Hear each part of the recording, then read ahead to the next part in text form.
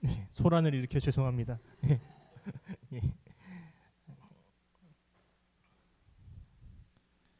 올해부터 시작된 우리 셀 헌신 예배 두 번째 모두 모여용 셀의 특송. 정말 그 셀의 셀 원들로 지어진 그 작은 공동체 안에서 하나님의 사랑을 확인해가고 하나님의 은혜를 나눌 수 있기를 간절히 축원합니다. 우리 이제 남은 셀이 어디지요? 네, 셀 이름이 무엇입니까? 굿 이스트 셀, 좋은 효모 셀. 네, 우리 꼭 그 셀의 이제 헌신 예배도 기대합니다. 여러분 우리 곁에 있는 이 말 하고 싶었습니다. 곁에 있는 자매 형제들과 함께 인사하겠습니다. 당신을 통해 하나님의 성품을 바라봅니다. 감사합니다. 우리 창조절에 우리가 기억해야 될 것은 하나님이 우리를 지으시고 좋다 했던 모습을 회복시켜 나가는 것입니다. 다른 사람이 나를 통해 하나님의 성품을 느낄 수 있도록 나의 행동들, 나의 말투들, 그리고 나의 모든 삶들을 신경 쓰는 것, 이것이 우리 창조절에 우리가 지켜야 될 것이 아닌가 합니다. 여러분, 제가 요새 이런 일이 두 번 있었는데요. 설교를 쓰는 일이 참 힘듭니다. 원래는 설교를 제가 4,000자, 이제 5,000자 정도 쓰는데 20분 정도 설교를 하는데 4,000~5,000자 정도 씁니다.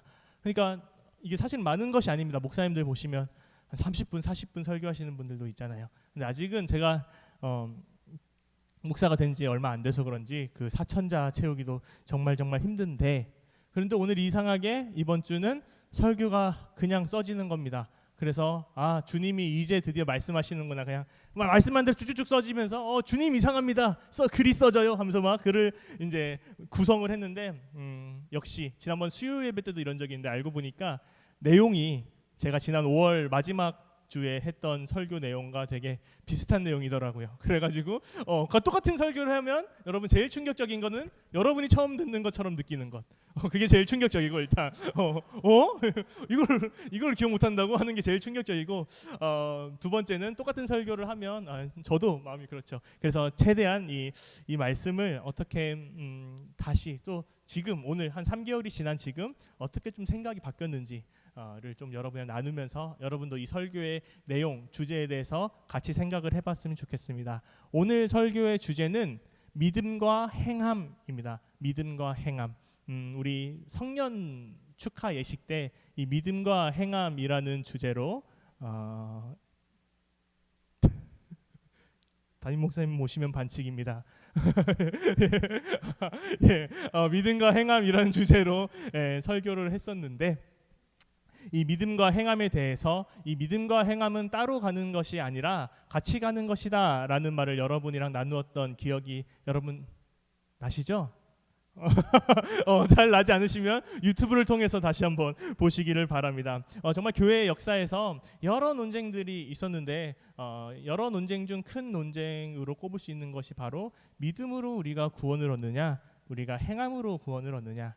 요거는 바울 시대에도, 그리고 야고보서가 쓰여지던 때에도, 그리고 시간이 1500여 년이 흘러서 마틴 루터의 때에도 똑같은 문제였습니다. 어떤 사람은 우리가 행함으로써 구원을 얻을 수 있다라고 생각을 하고, 어떤 사람은 우리가 믿음으로써 구원을 얻을 수 있다라고 생각했습니다. 그래서 바울과 루터는 이렇게 생각을 했어요. 우리는 일단 믿음으로써 구원을 얻는다. 그렇다고 바울과 루터가 행함이 중요하지 않다라고 생각하는 것은 큰 오해입니다. 바울이 갈라디아에서에서 율법을 행함으로 구원을 받는 것이 아니다라는 말은 어떤 말이냐면 사실 예수님의 말과도 같은데, 이 율법을 행함으로써 껍데기만 강조하는 사람들, 내 안의 중심, 그리고 율법의 중심이 말해주려는 것이 아니라 나의 껍데기를 더욱더 키우고 내 껍데기, 율법을 잘 지키는 모습을 통해서 내 껍데기를 과장하고, 그리고 소위 위선적인 모습을 통해서 나는 이렇게 율법을 잘 행하는데 너는 그만큼 율법을 행하지 못하지 라는 그런 위선적인 크리스찬들, 이제 신앙생활을 시작하는 그런 크리스찬들에게 그 율법, 위선이 아니라 너희의 믿음으로써 너희가 구원을 얻을 수 있다라는 말을 한 거지요. 그리고 루터의 시대, 한 1500여 년이 흘러서 루터의 시대에 왔을 때도 루터도 비슷한 말을 합니다. 상황은 조금 다릅니다. 이제 교회, 권력이 유럽에서 강해진 상황이죠. 바울과 야고보서의 때는 교회의 권력이 약하지만 이제 루터의 때에는 이 교회의 권력이 강해졌을 때입니다. 그만큼 교회의 권력이 강해졌을 때 어떤 사람들의 권력이 강해지겠습니까? 그것은 바로 교권을 가지고 있는 이 사제들의 권력이 너무 강해졌습니다. 이 사제들이 이제 교권을 유지할 수 있는 많은 시드머니들이 필요했던 겁니다. 그래서 루터의 때에 이런 일이 있었습니다. 면벌부라는 것을 팔았습니다. 이 면벌부는 여러분 면죄부라는 말을 들었죠. 우리의 죄를 면해주는 이런 증서라고 생각을 하는데 가톨릭에서는 우리의 과거가 잘못되긴 했지만 우리는 죄는 하나님이 용서해 주시는 거고 우리가 팔았던 거는 면벌부야. 그 연옥에서 있는 동안 받을 벌을 면해주는 증서를 팔았던 거야 해서 그 용어를 면벌부로 바꾸긴 했습니다. 어쨌든 이거를 팔았던 거예요. 그래서 이 면벌부를 사기 위해서 후원함에 돈을 넣을 때 나는 쨍그랑 하는 소리가 구원의 소리다라는 이야기가 있을 만큼 이 면벌부 판매를 통한 그런 많은 이런 수탈들과 많은 나쁜 일들이 일어나고 있었죠. 마르틴 루터는 이런 것에 대해서 저항하면서 우리가 돈을 내는 일, 우리의 행위로 우리가 구원을 얻고 면벌을 얻는 것이 아니라 우리의 구원은 오직 하나님의 은혜로 얻을 수 있다라며 그런 교권을 가진 사람들에 대해서 저항하면서 최초의 개신교 교회가 나오게 되었던 거죠. 이것 두 가지 모두가 강조하는 것이 있습니다. 그것은 바로 우선은 하나님이 우리의 하나님이 먼저 우리를 구원해 주신다. 그러니까 우리의 행위로, 우리의 잘남으로, 우리의 능력으로 우리가 구원을 얻어내는 것이 아니라 하나님의 은혜로 우리가 구원을 얻을 수 있다. 이게 1번입니다. 1번.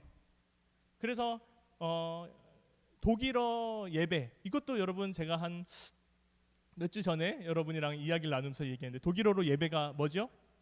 광모 형제 예배가 뭐죠?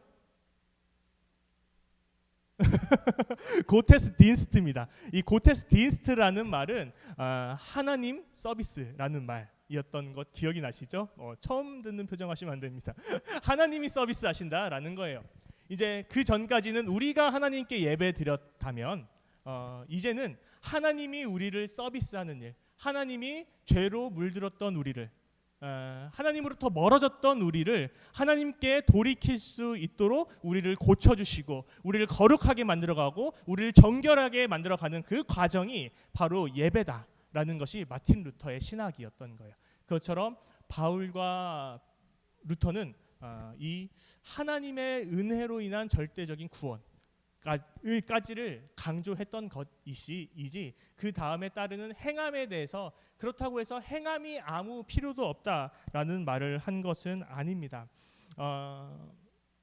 여러분 저는 요즘 유튜브에도 그런 내용이 많이 나오는데 요즘 사회가 탈종교 사회라고 합니다.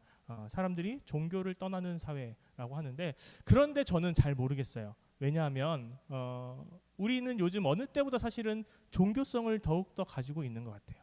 무언가가 나를 구원해 준다라는 것을 종교성이라고 했을 때 우리는 우리 스펙이 아니면 우리가 가진 돈이 아니면 우리가 가지고 있는 사상이나 우리가 믿고 있는 그 무엇인가가 그것만이 옳고 그것이 우리를 구원해 줄 것이다 라고 생각을 하죠. 그래서 저는 이거는 종교성이 줄어드는 것이 아니라 우리의 종교성은 더욱더 강화되고 있지만 오히려 우리가 지금 교회가 줄어들고 우리 믿는 사람들이 줄어드는 것은 탈세속 사회가 아닌가라고 생각했습니다. 이 탈세속 사회는 이 기성교회인 거죠. 이 구조화된 교회, 이 교회를 떠나는 일이 바로 탈세속화이고 그 탈세속화 때문에 우리 교회가 지금 어려움을 겪고 있는 건 아닐까 하는 게 제 생각입니다. 왜 사람들이 그러면 교회를 떠날까요? 왜 사람들이 기성교회를 떠날까요? 그것은 저는 바울이 비판했던 것과 맥이 닿는다라고 생각을 합니다. 교회가 외식하니까 떠나는 것 아닐까요? 교회라면 조금 다른 모습을 보여야 되는데 예수님을 믿고 하나님을 믿는 사람이라면 조금 다른 모습을 보여야 되는데 겉으로만 우리가 치장을 하고 겉으로만 우리는 더욱더 커지고 더욱더 큰 능력을 가지지만 그런 위선 덩어리 안에 있던 우리의 모습들, 교회의 모습들, 하나님을 믿는 사람들답게 행해야 되는 우리의 모습이 자꾸만 흩어져서 사람들이 교회를 떠나는 것 아닐까라는 생각을 하게 되었습니다. 우리 교회는 오늘 말씀에서 그래서 교회다운 게 뭡니까? 라고 할 때 야고보서에는 정확하게 얘기합니다. 남이 쓸 것을, 남이 필요로 하는 것을 주는 것, 그것이 교회다라고 이야기를 하고 있어요. 하지만 한국 교회는 그런 모습에서부터 여러 이유를 대면서 그런 것들을 떠나가고 있고 그런 열매를 맺으려고 하지 않고 다른 것으로 우리의 커다람을 좀 자랑하고 있는 것 같습니다. 그래서 오늘 저는 야고보서의 모습을 통해서 우리가 생각해야 될 것은 우리가 외식을 떠나서 그리고 우리의 이런 과장을 떠나서 바울 사도가 있던 때에 루터가 있던 때의 그런 교회들처럼 나의 잘남을 나타내는 것, 나의 그런 겉모습, 껍데기들을 치장하는 것을 떠나서 성경이 말씀하고 계신 그 진짜 교회의 말씀이 무엇인가를 생각하고 그 모습을 회복해 나가는 것, 그것이 우리에게 좀 맡겨진 사명이 아닐까라는 생각을 하게 되었습니다. 예수님도 이건 강조했어요. 예수님도 이렇게 말씀하셨죠. 자선, 기도, 금식을 하는 우리 바리새인들에게 이 자선과 기도와 금식은 난 몰래 하라. 너희가 자선과 기도와 금식을 행하는 것이 중요하지 그것을 보여주는 것이 뭐가 중요하느냐라고 예수님이 바리새인들을 향해, 사두개인들을 향해 비판하지 않았습니까? 그러면 우리는 스스로 돌아봐야 됩니다. 우리 교회는 외식하고 있지 않은가? 말을 조금 바꿔서 우리 크리스찬들이 행하는 모습들은 외식적인 모습이 아닐까? 저는 그 질문을 저 스스로에게 해봤는데요. 부끄럽습니다. 그런 너무나 외식적인 사람인 거예요. 오늘 말씀을 읽진 않았지만 야고보서 우리 2장 26절의 말씀을 한번 같이 조금 찾아보겠습니다. 우리 핸드폰 어플이 있으신 분들 그리고 성경책을 가지고 있으신 분들은 야고보서 2장 26절을 한번 열어보시길 바랍니다. 이건 한번 보시면 좋을 것 같아요. 저랑 같이 읽도록 하겠습니다. 영혼 시작. 영혼 없는 몸이 죽은 것 같이 행함이 없는 믿음은 죽은 것이니라. 저는 어제 이제 본격적으로 이 믿음과 행함에 대한 이야기를 조금 해보고자 합니다. 여러분 보통 믿음은 영혼적인 것 같고 행함은 육체적인 것 같잖아요. 육체가 하는 일이 행함인 것 같고 영혼이 하는 일은 믿음인 것 같잖아요. 근데 야고보서를 좀 잘 읽어보면 다릅니다. 영혼 없는 몸이 죽은 것처럼 행함이 없는 믿음은 죽은 것이니라. 그러니까 이 글의 순서를 따라서 보면 영혼과 행함이 묶이는 거고요. 그리고 몸과 믿음이 묶이는 겁니다. 이 말이 우리에게 말해주는 것은 우린 지금까지 우리가 행하는 것은 육체의 일이고 우리가 믿는 것은 영혼의 일이라고 생각을 했는데 그것이 아니라 우리 육체가 하나님을 믿을 때 우리 육체가 우리 크리스찬으로서 하나님을 믿고 우리의 구원은 하나님을 따를 때 일어난다라고 생각하면 우리의 영과 성령이 함께 그 일들을 행해 나간다라는 것이죠. 그러니까 행함은 우리의 일이 아니라 우리의 육체가 하나님을 믿을 때 하나님이 고테스 딘스트 우리를 서비스하듯이 성령이 우리의 영혼을 통해서 그리고 우리의 모든 온전한 삶을 통해서 하나님의 일을 해나가신다라는 거예요. 우린 지금까지 우리의 육체가 행한다라고 생각을 했는데 사실 우리의 행함은 우리가 믿을 때 따르는 하나님의 은혜로서 우리가 무엇인가를 행할 수 있다라고 하는 것입니다. 갈라디아서 5장 6절을 한 번 더 찾아보겠습니다. 이거는 바울이 이야기하는 것입니다. 갈라디아서 5장 6절.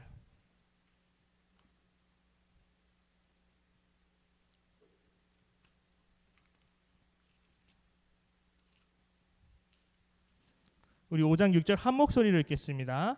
시작. 그리스도 예수 안에서는 할례나 무할례나 소용이 없을 때 사랑으로서 역사하는 믿음뿐이라.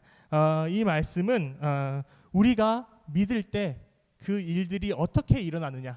그러니까 우리가 믿을 때 행함이 어떻게 일어나느냐. 우리가 믿을 때 사랑이 일어난다라는 것이에요. 그런데 그 사랑은 우리의 힘으로 우리의 능력으로 하는 것이 아니라 우리의 육체가 믿을 때 우리의 영혼을 통해서 그리고 성령이 우리와 함께해서 사랑이라는 행위, 사랑이라는 행동을 우리를 통해서 하신다라는 말씀을 바울과 야고보와 루터가 계속해서 말씀하고 계신 거죠. 그러니까 믿음과 행위는 떨어진 것이 아닙니다. 우리가 믿을 때 하나님이 우리를 통해서 우리의 삶을 이끌어 나가신다라는 것입니다.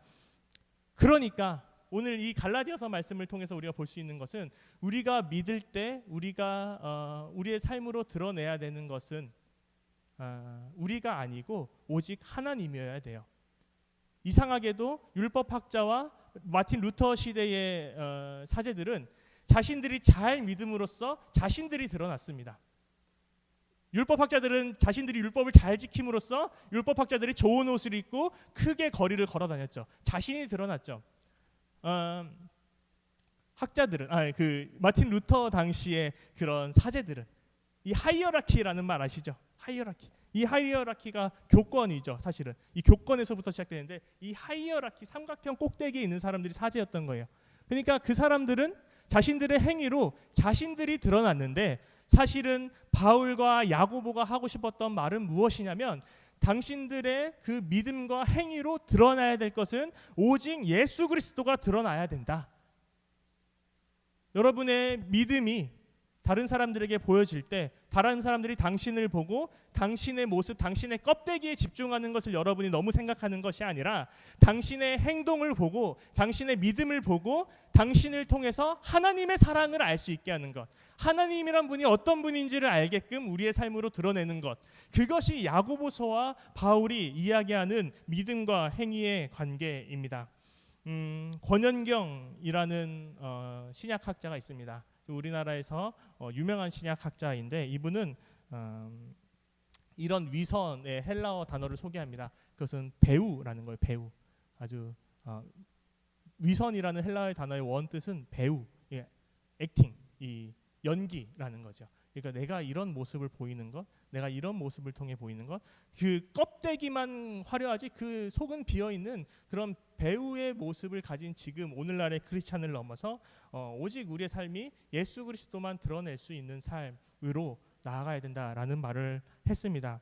예수님께서 이렇게 말씀하셨습니다. 나더러 주여 주여 하는 사람들이 구원을 얻는 것이 아니라 아버지의 뜻대로 행하는 자여야 그들이 구원을 얻을 수 있다라고 이야기를 했습니다. 저는 여러분과 함께 이 공동체 안에서 창조절 내내 반복하지만 내 옆 사람의 모습을 통해서 하나님의 형상이 드러났으면 좋겠어요. 그러려면 내 입장에서는 내 모습을 통해서 하나님의 성품을 드러내야지요. 여러분 어떻게 한 주 동안 살아가시면서 하나님의 성품을 가지고 살아가셨습니까? 아니면 그 성품을 찾으려고 좀 노력을 하셨습니까? 우리 옆에 있는 사람 한번 보겠습니다. 그 사람을 통해서 하나님의 성품이 너무나 잘 드러납니다. 너무나 잘 드러나요. 저는 우리 신함교회 청년부 공동체가 우리 서로의 모습을 통해서 하나님의 저런 모습이 하나님의 모습이구나 하면 닮아가고 이 사람을 통해선 이런 모습을 통해서 하나님의 성품을 닮아가고 그렇게 해서 다 함께 하나님의 성품으로 지어져가고 회복되어가는 그런 공동체가 우리 신함교회가 되었으면 좋겠습니다. 그런 태도가 사실은 제가 성경 본문을 정할 때 아까 제가 처음 설교 시작할 때 이상하게 설교가 막 써진다라고 했잖아요. 그 이유가 뭐냐면 제가 설교 본문을 정할 때 제가 임의로 정하지 않고 저는 목사님들마다 여러 성경 본문을 정하는 방법이 있지만 저는 교회력이라는 교회의 계절을 따른 이 교회력에 그 교회력 그 주에 해당되는 본문을 제 성경 설교 본문으로 정해요. 그래서 어쩔 수 없이 제가 했던 설교를 쉽게 하려고 여러분 이 본문을 정하는 게 아니라 교회가 그렇게 정해 주어서 저는 했던 설교를 또 하는 겁니다. 제가 이야기했던 것처럼 이 본문을 정해 줄 때 야고보서만 정해 주는 게 아니고 구약에서 한 말씀, 시편에서 한 말씀, 신약에서 한 말씀, 복음서에서 한 말씀, 그리고 서신서에서 한 말씀 이렇게 네 가지를 한 세트로 정해 줘요. 그 안에서 이 야고보서와 같이 세트로 주어졌던 말씀이 있는데 그것은 바로 마가복음 7장 24절부터 37절까지의 말씀입니다. 어떤 말이냐면 여러분 어릴 때부터 너무 잘 들었던 말이에요. 수로보니게 여인이 예수님이 지나갈 때 자기의 딸이 아프니까 예수님의 옷깃을 잡았던 거예요. 그래서 예수님이 누구세요? 하고 내 옷깃을 잡은 사람 누구세요? 하니까 예수님 제 딸이 너무 아픕니다. 라고 예수님께 말을 해요. 그러자 예수님께서는 개들에게는 주인이 먹을 걸 주지 않는다라고 말씀하는데, 그 여인의 믿음의 고백이 있죠. 그 개들도 주인의 식탁에서 떨어지는 부스러기는 먹습니다 하는 말씀이 있고, 이게 1번 말씀이고, 2번 말씀은 무엇이냐면, 예수님께서 두로를 지나서 시돈을 지나서 데가볼리로 갈 때 어떤 사람들이 귀 먹고 어눌한 사람을 데리고 예수님 앞으로 데리고 나옵니다. 그러자 에바다 하고 그 사람이 낫는, 얼마 전에 우리 교회학교 설교 본문이었죠. 에바다 하는 그 말씀에 있는 본문이었어요. 제가 이 말씀의 본문을 오늘 이 야고보서랑 같이 읽으면서 들었던 생각은, 그리고 우리가 조명해야 될 것은 무엇이냐면, 아픈 딸을 위해서, 그리고 귀먹고 어눌한 사람들을 위해서 간절하게 예수님께 기도할 수 있는 사람들,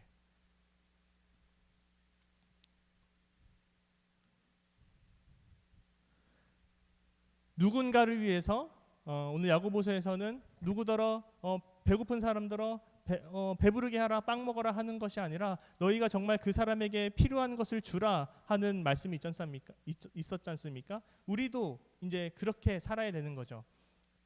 우리 주변에 어떤 아픔이 있는지 우리가 공감을 하고, 그 우리 주변에 있는 아픈 사람을 위해서, 그 오늘 수로보니게 여인처럼, 그리고 어눌한 사람을 데려온 사람처럼 간절하게 그 사람을 위해서 예수님께 기도할 수 있는 우리의 행동, 우리가 하나님을 믿는다면 성령님이 우리와 함께 하셔서 우리가 우리 주변에 있는 그 아픔을 위해서 간절하게 예수님께 행동하고, 그것들을 위해서 우리가 구체적으로 어떻게 그들에게 필요한 것을 줄까 고민하는 그런 행동이 우리의 건강한 믿음에서는 이어진다라는 말을 하고 싶었던 것입니다. 여러분은 여러분의 이웃을 위해서 어떤 간절한 행동을 하십니까? 그리고 여러분 주변의 아픔에 대해서 얼마나 좀 알려고 하십니까? 저는 여러분 이 창조절 절기 동안 우리 주변의 아픔에 대해서, 그리고 우리 주변의 어려움에 대해서 조금 생각을 하고, 그 생각에 대해서 구체적으로 우리가 어떤 열매를 맺는 그런 절기, 그런 훈련을 해보는 시간이 되었으면 좋겠습니다. 비록 어렵지만 우리가 믿을 때 그 일은, 어차피 그 행함은 성령님이 하시는 거예요. 그러니까 성령님께서 그렇게 행하실 줄 믿고, 나만 구원받고 마는 것이 아니라 내 곁에 있는 고통스러운 상황에서도 그 상황도 나를 통해 드러나는 예수 그리스도의 모습을 통해서 그 사람도 구원을 얻을 수 있도록, 그렇게 그런 것들이 하나하나 모여서 하나님이 창조하셨던, 그리고 창조하시고 나서 보시기에 좋다라고 말씀하셨던 이 세상이 회복될 수 있도록 우리의 삶을 조금 더 추상적인 우리의 믿음과 추상적인 우리의 신앙을 조금 더 구체화시킬 수 있는 그런 이번 창조절이 되었으면 좋겠습니다. 그리고 그 모습들을 특별히 오늘은 헌신 예배로 드렸던 것처럼 우리 셀로 나눠져서 그 구체적인 열매들을 바라보면서 서로의 모습을 통해서 하나님의 사랑스러운 모습을 볼 수 있는 그런 우리 건강한 신함교회 청년부 되기를 간절히 축원합니다. 우리 주신 말씀 기억하면서 함께 침묵으로 기도합시다.